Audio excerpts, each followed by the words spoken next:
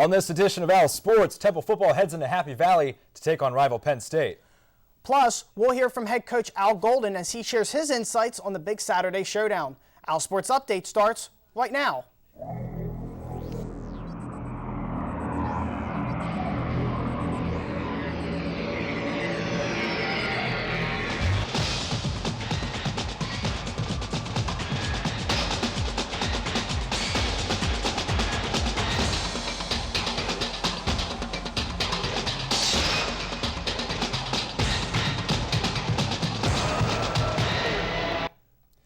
Welcome into a fresh Owlsports update alongside Joe Polinsky. I'm Dan Koob. Coming up, the field hockey team heads back to work against a non-conference rival. Plus, we'll tell you if the men's soccer team got that first victory of the season. But first, it's off to the gridiron. With two close wins under their belt, the Temple football team is off to their first 2-0 start since 1981 and is finding itself in unfamiliar territory. But in came the Connecticut Huskies to the link, a team that has caused the Owls numerous setbacks in recent years. The Owls were fired up for this game, their first against a Big East opponent since 2008, as we picked this one up in the first quarter with Jordan Todman putting an early scare into the Owl defense, rushing for 16 yards, setting up a Dave Teegert field goal, which gave the Huskies an early 3-0 lead. But the Owls soon got going, and so did Bernard Pierce, catching a 27-yard screen pass, which he would take to the house, putting the home team up by 4.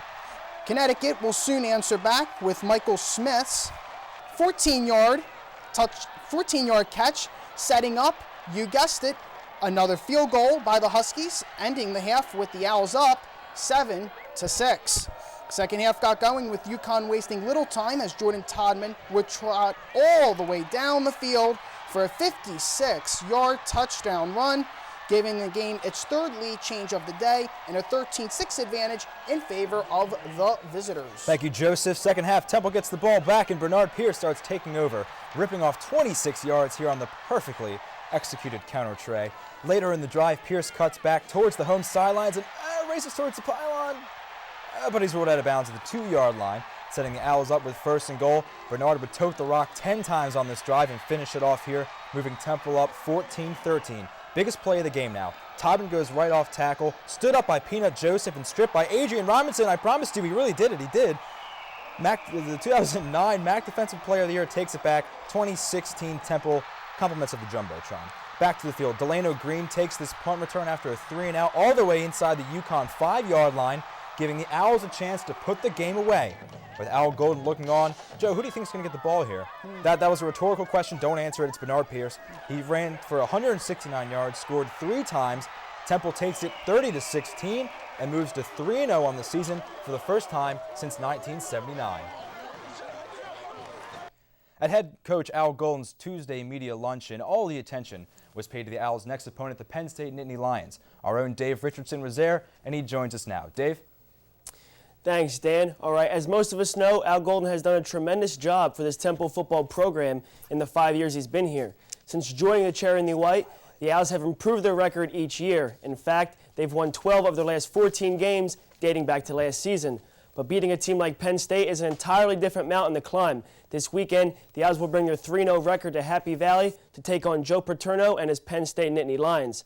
At Tuesday's press conference, Coach Golden spoke about Penn State's freshman quarterback Robert Bolden, as well as his relationship with Coach Paterno.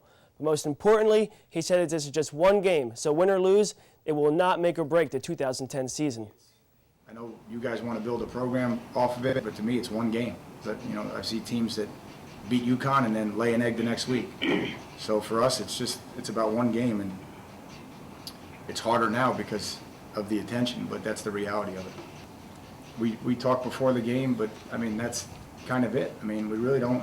You go to the hotel and you say, okay, yeah, I remember that place, or I remember that place, and you sit inside your hotel room because you can't go out anywhere because every place is packed. So it's not like you can hide somewhere. And then you go to the stadium and you play the game. That's it. It is what it is. So I think it's an exciting opportunity for our program, but there's really no other storyline. Wow, that kid must be really good for them to start him. And then when you turn on the tape, you look at him and you say, yeah, he is good. He's long, he's fast, he doesn't take sacks right now, and he creates, and he can make a lot of throws, so he's a very talented player. But he's very good with his feet, so he'll slide in the pocket, he'll get rid of the ball. A couple times last week, Kent State brought tremendous pressure all game on him, and he just gets rid of the ball. He throws the ball out of bounds. He's very smart with the football. He's well coached, and it's been hard to get to. This Saturday's matchup will be the Owls' toughest game thus far. One thing the players talked about on Tuesday is that they cannot allow the crowd to be a factor. In last week's home game alone, Penn State drew just a shade over 100,000 fans. Compare that to Temple's attendance, where the Owls picked up 66,000 fans in the 3 home games combined. Back to you, Dan.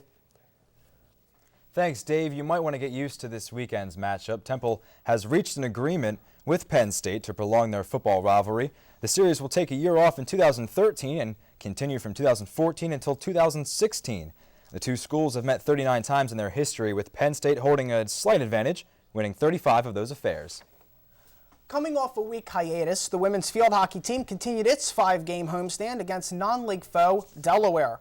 The Owls were trying to rebound from their first loss of the season in double overtime, suffered at the hands of Lafayette. The fans are piling into Giese Field for the second straight home contest as we pick this one up in the second half. The Owls down 1-0 until Bridget Settles decides to take matters into her own hands, netting a beautiful backhand shot, tying the game at 1 goal apiece. This forces yet another overtime session, which looked like deja vu all over again, as Delaware would steal the ball, setting up Melissa Lenore for the game-winning goal. The loss drops the cherry and white to 4-3 on the season. Here's Tara Nichols and Coach Amanda Janney on the game and the team's expectations. I mean, it's tough. We practiced overtime yesterday. We talked about overtime strategy. We were ready to go. We've got a good 7-on-7 team. We were ready for overtime. We were pumped.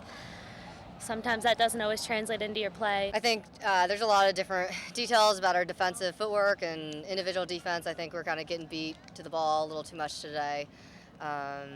I think attack-wise, we're just trying to maintain possession a little bit longer. We're having trouble stringing together 5 or 6 passes, and that's what we need to do to be able to build our attack the way we want to. Despite the optimism, the Owls extended the losing streak to 4 this past Wednesday in a loss to nationally ranked Drexel, 3-1. The Temple softball team hosted the Rosie Pinoli Memorial Tournament in Ambler this past weekend.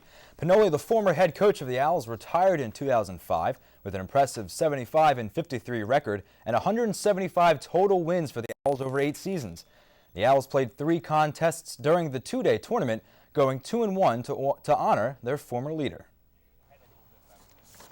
The Owls played Delaware in their 3rd game of the tournament on Sunday, and because this is a tourney, the Owls are actually the away team on the scoreboard, so life is good. We picked this one up in the bottom of the 7th inning. The Owls leading 10-1. Alyssa Pujol draws the walk here, trying to keep the pressure on for the Owls.